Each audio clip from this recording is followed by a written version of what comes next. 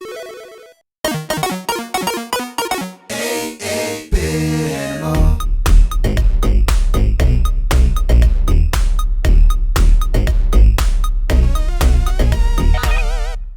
you doing, good people? This is the 8-Bit Animal, and today we're going to talk about a home port of an arcade football title, but it's a little bit different. You see, in the mid to late 80s, arcade football titles became increasingly popular. There was Tecmo Bowl, which had 4 players and a huge screen, and there was a lot going on. And then you had the classic 10-yard fight from Rim. You had Touchdown Fever with the rotary joystick from SNK. Lots of different titles. Quarterback, that later became John Elway's quarterback. Lots of different titles. And then Atari in 1988 released Cyberball. And Cyberball was a different take on it, because it was set in the future of, like, now, actually. This game takes place. This is what we're supposed to be doing now. Well, Cyberball has a lot of differences from standard American football. And actually, this is one of the few really good arcade football games that was published by an American company at that point. All like Tecmo Bowl, 10-yard fight, Touchdown Fever, stuff like that. Those were all Japanese games. They were very Japanese, and they had weird takes on sport. This one also has a weird take on sport, but it's American made, so we just kind of went with it because of everything else. Anyway, fast forward, this game gets ported to everything.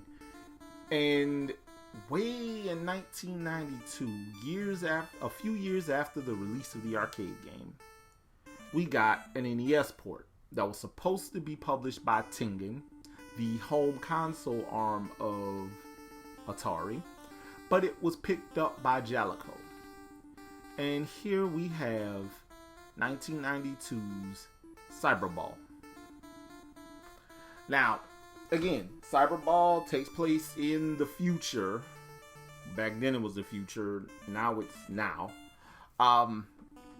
And football they've replaced human players with robots. And they replaced the ball with a bomb. And instead of getting first downs, standard first downs that extend the game, the offense extends the game to to reset the bomb.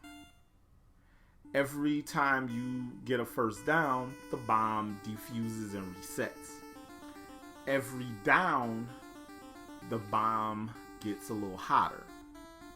By the 4th down, the bomb blows up. There's a turnover on downs, starts with the other team on offense. And by and large, the gameplay is an arcadey take on standard American football. It's like 7-on-7 or something like that. It's not a full 11-on-11 like Tecmo Bowl. And yeah, it's cool. It's just that this came out after Tecmo Bowl and Tecmo Super Bowl on the NES. So no other football game was going to measure up because we had Tecmo Bowl. But we also had Base Wars, which was released by Konami around 1990, something like that.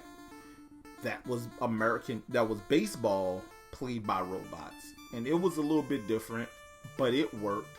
But it was a better crafted game than this one. And while Cyberball is okay, it's sparse. There's not a whole lot going on there. And that's fine. It was an arcade title. We don't expect full season stat management, all that, with a title like this.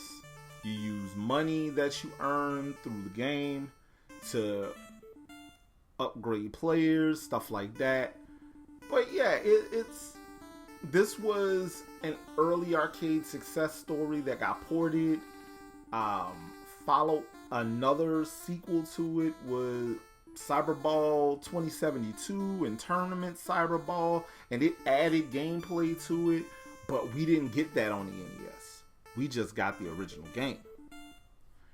And while this game is fine, it pales in comparison to a lot of its contemporaries.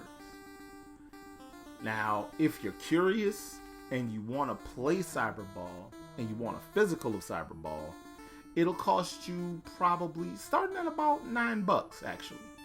So it's not a crazy endpoint for it, but considering that Tecmo Bowl and Tecmo Super Bowl already exist, this one's a hard sell for most people who've played football games on the NES, because the benchmark was released by Tecmo in 1988 and 1990. This has been the 8-Bit Animal, and I'll catch you beautiful people tomorrow.